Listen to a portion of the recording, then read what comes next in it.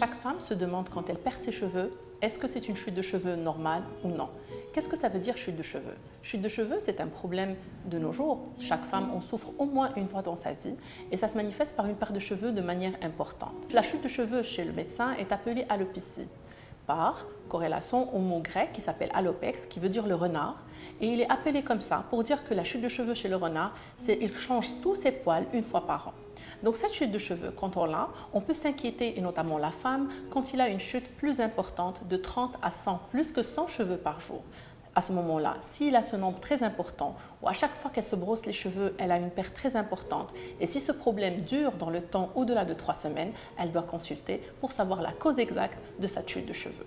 Avant de comprendre qu'est-ce que c'est le cheveu et comment il évolue, il faut comprendre que chaque cheveu chez la femme, au niveau de sa chevelure, il vit 5 à 6 ans. Et il évolue en 3 phases. La première phase qu'on appelle la phase de croissance ou la phase anagène, où le cheveu il est en pleine formation de ses constituants. Il arrive à un moment où il existe la phase de repos ou la phase catagène, où il arrête d'évoluer pour se préparer pour mourir, et qui vient pas en troisième lieu, c'est la phase télogène ou la phase de chute de cheveux. La durée totale, comme on a dit, c'est de 5 à 6 ans, mais chaque étape elle se manifeste. Par exemple, la phase de repos, c'est de 2 à 3 mois, c'est-à-dire chaque chute, il est déjà possible de l'arrêter ou de l'améliorer 2 ou 3 mois avant sa survenue.